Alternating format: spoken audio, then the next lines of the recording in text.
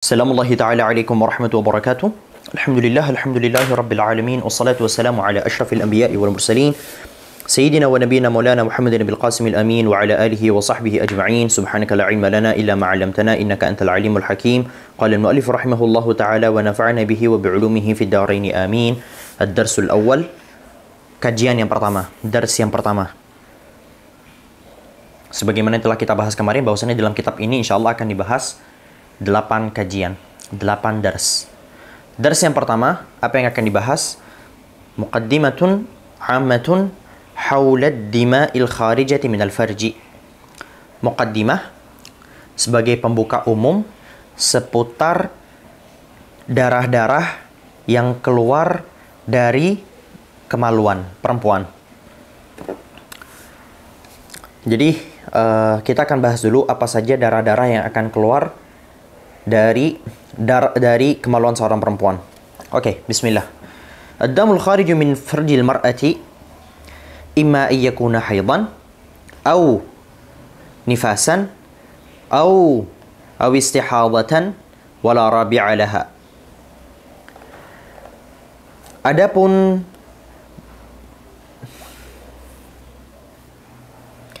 Adapun darah-darah yang keluar dari kemaluan seorang perempuan, ya, maka dia ada beberapa kemungkinan. Yang pertama, imma ayyakuna haidan. Yang pertama bisa saja ia merupakan darah haid, au nifasan, atau ia merupakan darah nifas, au istihadatan, atau ia merupakan darah istihadah. Wala rabi'a laha, dan tiada yang keempatnya. Pernyataan tiada yang keempatnya ini menunjukkan bahwasannya sang muallif, pengarang kitab ini, menggabungkan antara darah fasad dan darah istihadah. Jadi, biasanya ulama-ulama lain itu membedakan antara damul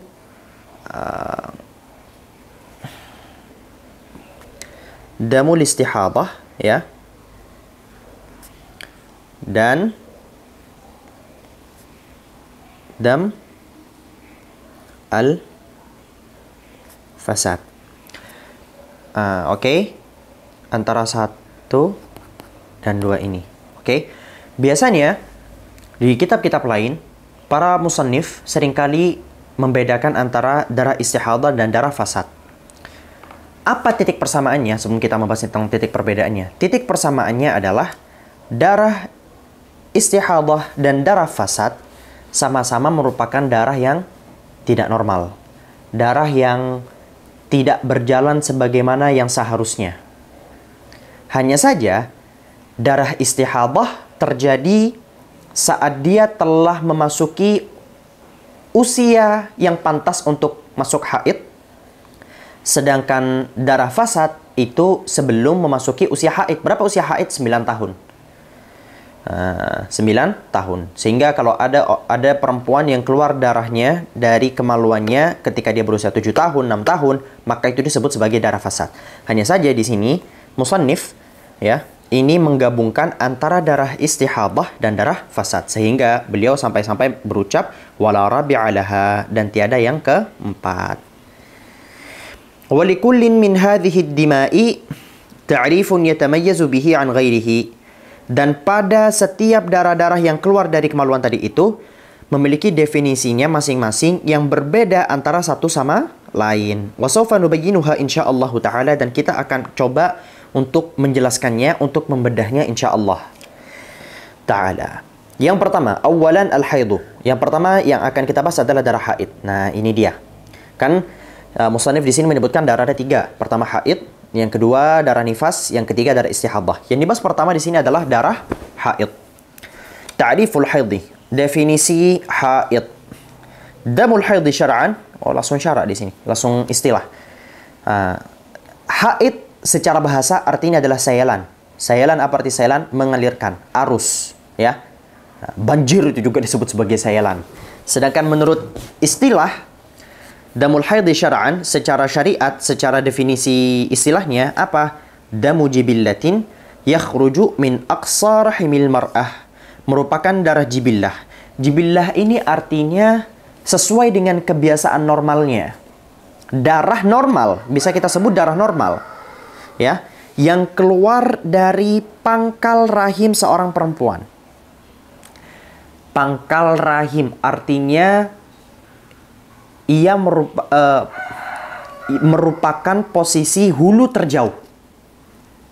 Jadi, ketika darah itu muncul keluar dari pangkal rahim yang merupakan hulu terjauh dari farji, maka ia disebut sebagai darah haid. Kalau dia muncul dari hulu terdekat, itu nanti masuk sebagai darah istihadah.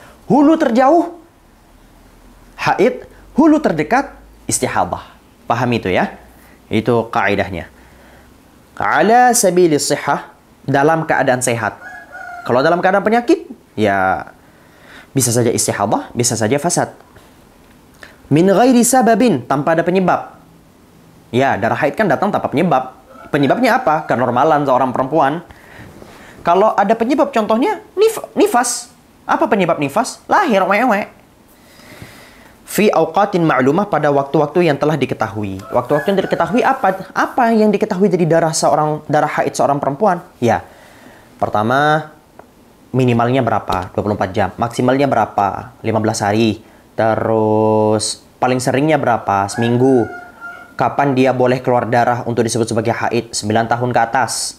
Kapan dia begini, kapan dia begitu. Itu kan merupakan darah-darah yang diketahui waktunya. Baik, syarhut ta'rif, penjelasan dari definisi tadi. Nah, ini kan ada definisinya nih. Waduh. Nah, ini kan ada definisinya tadi. Definisinya dari sini, sampai sini. Oke.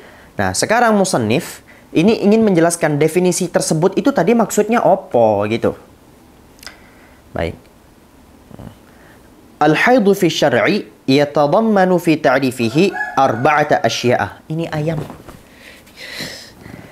Haid secara syariat ini menghimpun pada definisi ini tadi itu 4 perkara. Apa saja? Awalan, annahu damu jibillatin. Pertama, sesungguhnya haid itu merupakan darah normal. Nah, damu jibillatin. Mana? Berarti musannif sekarang ingin membahas yang ini. Nih, damu jibillah. Apa ini maksud dengan damu jibillatin? Ay taqtadihi at-tiba'us salimah. Maksudnya adalah penyebab keluarnya darah tadi itu merupakan sesuatu yang normal terjadi pada seorang wanita.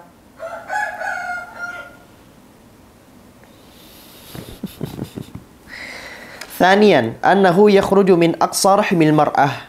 Bahwasanya ia keluar dari pangkal rahim seorang perempuan. Nah, dan sudah kita bahas. Nah, ini dia.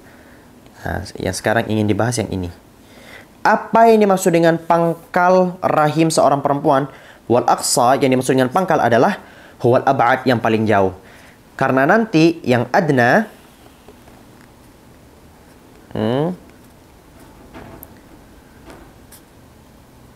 wal adna huwa al-aqrab. Jadi ketika disebutkan aqsa dalam artian pangkal, maka yang dimaksud dengan pangkal tadi itu adalah hulu terjauh dari rahim ya. Sedangkan yang adna adalah yang terdekat. Nah, ketika sudah memasuki posisi yang ini, maka yang dimaksud adalah istihadah. Istihadah. Baik. Thalithan, yang ketiga. Annahu yakhruju ala sabilis sihah. Sesungguhnya darah haid ini keluar dalam keadaan perempuan tadi itu sehat. Min ghairi sababin, tanpa ada penyebab. Bi khilafi damin nifas. Berbeda dengan darah nifas. Darah nifas ada penyebabnya. Apa? Hamil. Lahir.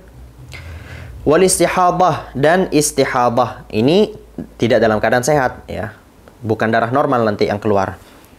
Rabi'an, yang keempat. Anna lahu awqatan makhsusah. Sesungguhnya pada darah haid itu terdapat waktu-waktu yang khusus.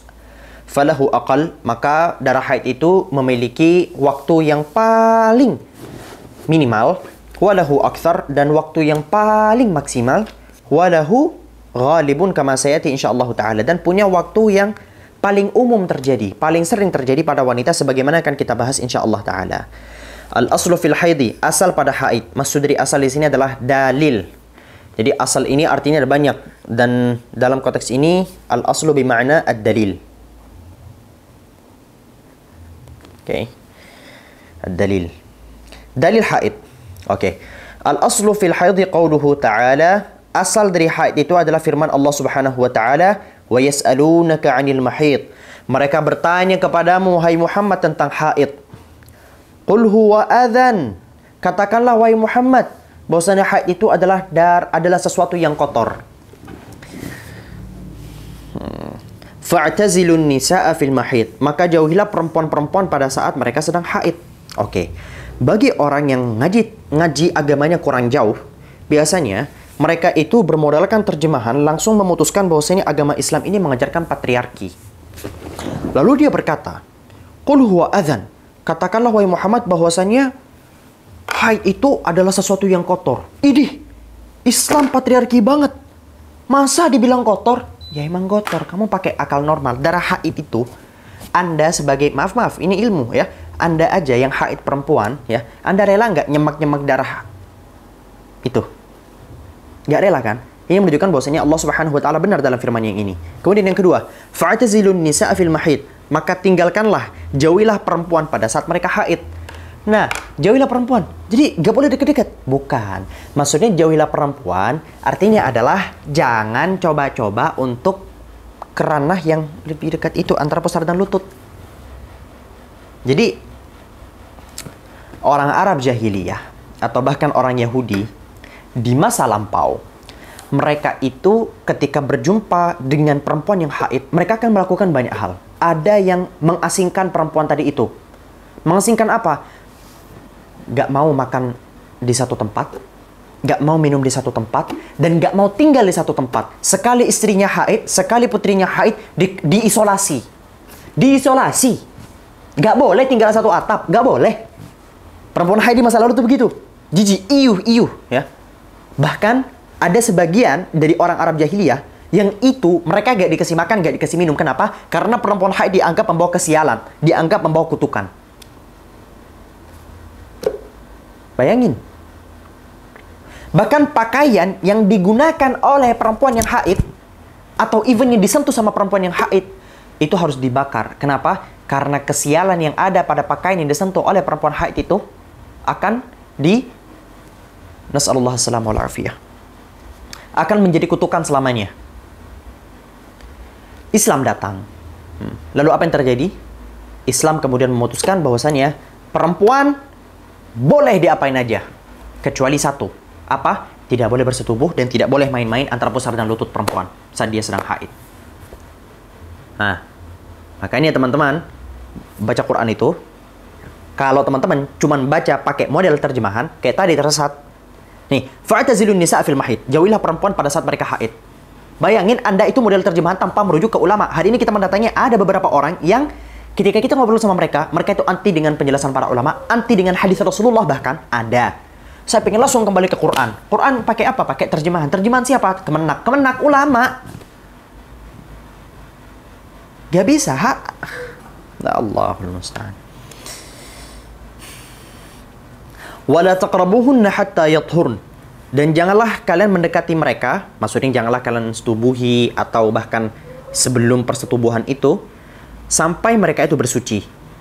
Fa idza tatahharna, dan apabila mereka telah bersuci, fa'tuhunna min haitsu amarakumullah, maka datangilah mereka pada sesuatu yang dimana Allah Subhanahu wa taala telah memerintahkan kalian padanya. Apa perintah Allah dalam persetubuhan? Silakan bebas. Bebas. Suami, istri, silakan bersetubuh dengan cara apapun, kecuali pada mustathnayat, ya, pada beberapa exception seperti tidak boleh pada anus karena dilaknat, ya. Dan tentu saja semua ada hikmah. Perempuan yang kemudian digauli oleh suaminya pada saat haid, tentu saja kan membawa penyakit. Membawa penyakit. Lalu yang kedua, perempuan yang digauli, maaf dari anus belakang, itu pun akan membawa penyakit nantinya. By the way, ini ilmu. Ini ilmu. Innallaha la yastahi minal haqq. Ya, ini ilmu. Tolong, ndak usah dibawa ke ranah apa-apa. Nggak usah kemudian nanti teman-teman memotong cuplikan ini. Ini ilmu. Ini ilmu, serius. Kesalahan beberapa, sebut saja kesalahan. Kesalahan beberapa dai-dai sekarang itu, ketika mereka menjelaskan bab ini, apalagi terutama di depan perempuan, seringkali kayak ngejelasin begini pakai senyum-senyum gitu kan. Pakai senyum-senyum, cengengesan atau apa. Nggak pantas. Nggak pantas. Ya, hal ini ilmu teman-teman. Ini ilmu, maka bawalah ini dalam konteks ilmu pengetahuan. Innallaha yuhibbut tawwabina wa yuhibbul mutatahhirin. Sesungguhnya Allah mencintai orang-orang bertaubat dan mencintai orang-orang yang bersuci. Al-Baqarah ayat 222. Fa fi hadhihi al-ayati bayyana Allah Ta'ala hukm al-haidhi, dan pada ayat ini Allah Subhanahu wa taala menjelaskan tentang hukum haid. Wa akhbarana awalan binajasati damil haidhi biqaulihi ta'ala, dan Allah pertama-tama menjelaskan kepada kita semua perihal najisnya darah haid. Jelaslah, darah haid, darah biasa aja najis. Apa firman Allah? Qul huwa adza. Katakanlah wahai Muhammad bahwasanya darah haid itu adalah sesuatu yang kotor, sesuatu yang menjijikkan. Thumma amara al-azwaja ay ya'tazilu an-nisaa fil haid. Kemudian Allah memerintahkan agar para suami-suami untuk meninggalkan istrinya pada saat haid. Oh, meninggalkan, apa yang maksud dengan meninggalkan? Ay ya'tazilu mubasharatan nisa'i fi ma baina surati war rukbah. Artinya adalah dilarang untuk bersetubuh, dilarang untuk sentuh perempuan pada sesuatu di antara pusar dan lutut. Jangankan untuk bersetubuh, main-main antara pusar dan lutut itu tidak diperbolehkan. Sudah kita bahas kemarin. Kalau teman-teman ngaji sama kami di Safinah kemarin, apa saja yang diharamkan bagi perempuan yang haid, itu sudah kita bahas semua. Walaupun hanya sekedar main-main atau maaf-maaf belum bersetubuh, belum memasukkan itu ke itu, ya, tetap tidak diperkenankan.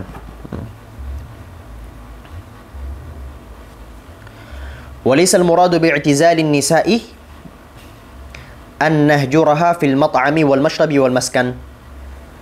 Bukanlah maksud daripada meninggalkan perempuan adalah kita akan mengisolasi mereka saat makan, minum, dan tempat tinggal.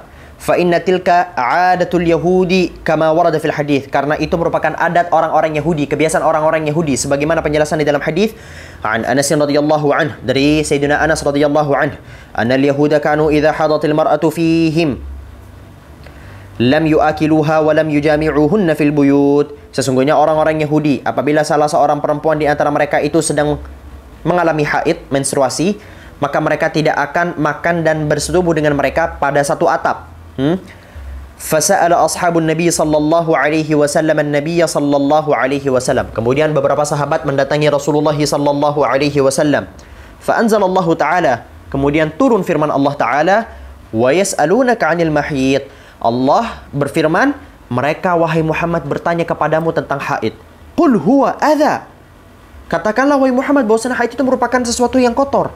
Fa'tazilun nisaa fil mahid. Maka jauhilah perempuan-perempuan itu pada saat haid. Ila akhiril ayat, sampai ayat akhir, sampai akhir ayat sebagaimana yang telah kita sebutkan tadi dan kita terjemahkan.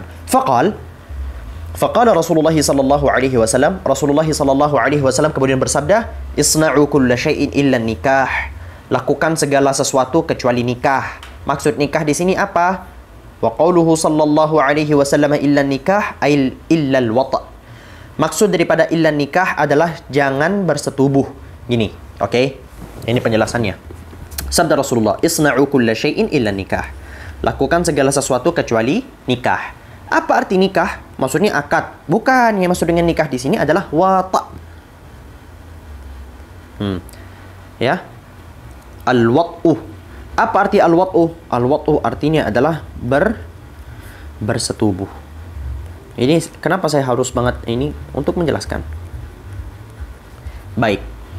Nikah itu secara bahasa, di dalam bahasa Arab ya memang artinya adalah bersetubuh. Bahkan dalam syariat, tujuan dari pernikahan adalah persetubuhan. Lagi-lagi saya tegaskan, ini ilmu teman-teman. Nggak usah juga teman-teman cuplik video ini, sudah. Bagian ini gak usah dicuplik, gak usah dipotong-potong, kemudian ya terserahlah. Sekarang Anda yang lebih paham sendiri. Saya takutnya nanti terjadi fitnah kalau teman-teman potong, masukin TikTok, sebar sana, sebar sini. Oke. Bersetubuh. Bahkan di dalam mazhab kita, mazhab Syafi'i pun, definisi nikah adalah akad yang memperbolehkan sepasang laki-laki dan perempuan untuk bersetubuh sesuai dengan koridor syariat. Karena memang itulah tujuan daripada pernikahan. Ada orang-orang menganggap bahwasannya, wah, persetubuhan itu nomor sekian dan kesekian. Nah, secara syariat itu adalah tujuan pertama, baru setelah itu tujuan-tujuan yang lain yang harus dilaksanakan. Nah, sehingga definisi utama daripada nikah adalah al-wata', persetubuhan. Wa ana Aisyah radhiyallahu anha qalat, dan dari ibunda Aisyah radhiyallahu anha beliau berkata, kuntu ashrabu wa ana haidun, suatu hari aku pernah minum dalam keadaan aku haid. Thumma unawiluhun nabiyya sallallahu alaihi wasallam, kemudian aku persiapkan, aku berikan gelasnya tadi itu kepada Rasulullah sallallahu alaihi wasallam. Fayadha'u fahu ala mawdi'i fiyya fayashrabuh, kemudian Rasulullah sallallahu alaihi wasallam meletakkan bibir beliau yang mulia itu pada tempat di mana bibirku tadi meminumnya. Kemudian beliau meminum dari tempat bibirku meminumnya. Ini romantisnya Rasulullah, kayak minum dari gelas gini nih, gini. Dikasih sama ibunda Aisyah ke Rasulullah. Ini Rasulullah, buat agar Rasulullah itu minum. Kemudian Rasulullah minum dari tempat. Jadi diputar sama Rasulullah ke tempat di mana bekas bibirnya ibunda Aisyah itu minum. Dari sini ada dua hikmah. Yang pertama, akhlak seorang suami yang diajarkan oleh Rasulullah Sallallahu Alaihi Wasallam. Tiga. Kita sebut ada beberapa hikmah. Tiga. Saya dapat barusan 3. Yang pertama, Rasulullah memperlakukan ibunda Aisyah pada saat haid, ya, pada saat haid tidak sebagaimana orang-orang Arab jahiliyah waktu itu memperlakukan perempuan pada saat mereka haid. Orang-orang Arab jahiliyah sebagaimana yang saya ceritakan tadi itu, mereka itu jangankan untuk mau makan, disentuh pakaian, ya, berada di satu atap itu merupakan sesuatu yang menjijikkan dan menghinakan. Diisolasi perempuan itu, nggak boleh kemana-mana. Yang kedua, ya, yang minum duluan siapa? Rasulullah apa ibunda Aisyah? Ibunda Aisyah minum dulu baru Rasulullah. Iya kan? Saya gak yakin orang-orang Arab jahiliyah, ya, sebelum datangnya syariat Islam di tengah-tengah mereka, suami-suami itu rela untuk minum bekas istrinya. Saya gak begitu yakin. Kemudian Rasulullah mengajarkan ibunda Aisyah dulu kan yang minum. Di hadits ini ibunda Aisyah dulu yang minum, habis itu baru dikasih ke Rasulullah. Kemudian itu hikmah kedua, ya. Hikmah kedua. Kemudian cerita yang ketiga, Rasulullah juga romantis dalam bab ini. Ya, Rasulullah juga romantis dalam bab ini. Apa sisi romantisnya beliau? Beliau minum dari bekas bibirnya, dari tempat bibirnya ibunda Aisyah radhiyallahu anha. Allah. Wa ata'arraqul 'arq, dan suatu hari ibunda Aisyah pernah makan daging urat-uratnya. Jadi itu daging. Tadi baru minuman, sekarang daging, ya. Wa ana haidun, dalam keadaan aku haid. Tsumma unawiluhun nabiyya sallallahu alaihi wasallam, kemudian aku persiapkan daging tadi itu, bekasnya ibunda Aisyah. Bekasnya ibunda Aisyah, daging rek, fayadha'u fahu ala mawdi'i fiyah. Kemudian beliau meletakkan bibirnya, mulutnya sallallahu alaihi wasallam di tempat di mana aku tadi menggigitnya. Kemudian beliau makan dari situ. Mungkin sekarang, di antara teman-teman, ini adalah sesuatu yang biasa. Oh, biasa ah, nggak ada yang spesial ah. Apa doang gini doang. Bro, zaman Anda dan zaman Rasulullah berbeda. Zaman Anda sekarang, istri atau suami yang nggak jijik dengan sesama pasangan, ya, atau mungkin perempuan yang tidak diisolasi, itu adalah sesuatu yang wajar karena Anda lihat kanan kiri Anda melakukan itu kan. Di zaman Rasulullah nggak ada yang begitu. Sehingga Rasulullah, di tempatnya Rasulullah merupakan founder, dianggap sebagai sosok yang pertama kali melaksanakan hal-hal yang demikian. Dan mengajarkan kita untuk terus untuk kemudian memperbarui bagaimana kemudian seorang perempuan itu diperlakukan. Kalau kanan kiri semuanya bagus, terus kita ikut bagus, itu wajar. Tapi kalau kanan kiri kita buruk, terus kita bagus sendiri, itu yang nggak wajar, itu yang keren. Ini yang diajarin sama Rasulullah sallallahu alaihi wasallam kepada kita. Wa qauluha, dan ucapan Rasulullah, ucapan Ibunda Aisyah, wa ata'arraqul 'arq, dan aku makan daging tadi itu, maksudnya adalah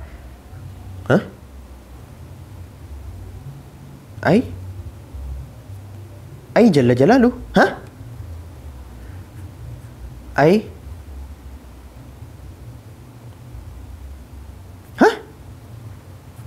Apa ini kok? Ini halaman 12. Di sini halaman Wah, ada naskah. Ada naskah yang tertinggal. Wah. Tidak bisa dibiarkan ini.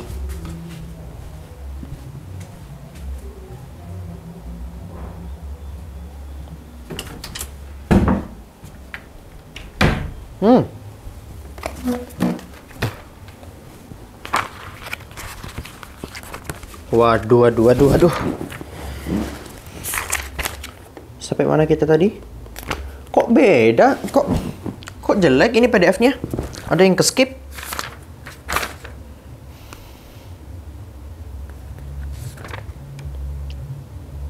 Oke. Nih, saya bacakan ya. Wa ata'arraqul 'arqa akhudul lahma minal 'arqi bi asnani. Artinya adalah aku memakan daging tadi itu dari uratnya dengan gigiku. Dan Rasulullah makan dari bekas gigitan Ibunda Aisyah. Kemudian wa anha, belum ya? Wa anha radhiyallahu anha qalat, diriwayatkan juga oleh Ibunda Aisyah di dalam hadis yang berbeda, kana Nabi sallallahu alaihi wasallam yattaki'u fi hijri wa ana haidun fayaqra'ul Qur'an. Suatu hari Rasulullah sallallahu alaihi wasallam pernah bersandar pada hijri. Hijri ini di depan perut, di atas paha. Ya, Rasulullah suatu hari pernah mungkin menyandarkan kepalanya atau sebagian dari anggota tubuhnya itu ke di sininya Ibunda Aisyah. Dalam keadaan Ibunda Aisyah sedang haid, fayaqra'ul Qur'an, dan Rasulullah baca Qur'an. Tidak hanya sekedar bersandar, tapi Rasulullah juga baca Qur'an. Thumma bayyana jalla jalaluhu fil ayatil karimah. Kemudian Rasulullah sallallahu alaihi wasallam Allah, ini lanjutin ayat tadi berarti. Kemudian Allah Subhanahu wa taala jalla jalaluhu menjelaskan di dalam ayat yang mulianya tadi, annahu la yajuzu ayyatiya zawju zawjatahu wa hiya haidun. Sesungguhnya seorang laki-laki tidak boleh untuk mendatangi perempuannya ya dalam keadaan perempuannya tadi itu haid. Fa idza qata'a damul haid wa ightasalat jaza lahu ay yaqrabaha min al makan alladhi amarahu Allah taala ay ya'tiyaha minhu. Dan apabila telah putus darah haidnya dan dia telah bersuci, maka boleh bagi suaminya tadi itu untuk mendekati perempuannya tadi itu dari tempat di mana tempat tadi itu telah diperintahkan oleh Allah Subhanahu wa taala, di mana dia diperbolehkan untuk mendatangi si istrinya tadi itu. Belum ya? Masih ada. Wal aslu fil haid min as-sunnati nabawiyyati iddatu ahadits. Adapun dalil haid dari sunnah Nabi sallallahu alaihi wasallam adalah beberapa hadis berikut. Minha qauluhu sallallahu alaihi wasallam li Fatimah binti Abi Hubaysh radhiyallahu anha. Di antaranya adalah sabda Rasulullah sallallahu alaihi wasallam kepada kepada Fatimah ibnatu Hubaysh radhiyallahu anha, fa idza aqbalatil haidatu fatrukis salah. Maka apabila haid telah datang, maka janganlah kamu salat, wahai Fatimah. Fa idza dhahaba qadruha, maka apabila durasi haid tadi itu telah selesai, telah pergi, faghsili anki dam, maka kamu mandi besar, bersihkan darahnya dan seterusnya, wasalli, dan salatlah kamu. Al-hikmatu minal haidi, apa sih hikmah di balik perempuan itu haid? I'lam waffaqanillah wa iyyak anna al-haidha syai'un katabahu al-khaliq jalla jalaluhu wa ta'alat 'azamatuhu 'ala banati adama ikhtiyaran wa ibtila'an wa imtihanan. Ketahuilah, waffaqanillah wa iyyak, semoga Allah memberikan taufik kepadaku dan kepadamu, sesungguhnya haid merupakan sesuatu yang telah ditetapkan oleh Sang Pencipta yang maha mulia, lagi besar keagungannya, terhadap seorang perempuan, terhadap perempuan-perempuan keturunan Bani Adam sebagai bentuk ujian. Jadi haid itu merupakan salah satu ujian. Sudah. Oh ini, dah. Ya. Jalla jalaluhu ta'ala ikhtibaran wabtilaan wamtihanan, ini sama artinya, ujian. Wa qad thabata fi sahihi, dan telah dijelaskan di dalam hadis sahih an Aisyah radhiyallahu anha, dari Bunda Aisyah radhiyallahu anha qalat, beliau berkata, qala Rasulullah sallallahu alaihi wasallam fil haid, Rasulullah sallallahu alaihi wasallam bersabda perihal haid, inna hadza amrun katabahu Allahu ala banati Adam. Sesungguhnya ini merupakan sesuatu yang telah Allah tetapkan kepada perempuan-perempuan keturunan Nabi Adam. Hadza wallahu subhanahu wa ta'ala a'lam bis-shawab. Subhanakallahumma bihamdika asyhadu an la ilaha illa anta astaghfiruka wa atubu ilaik. Wassalamu alaikum warahmatullahi wabarakatuh. Bye bye.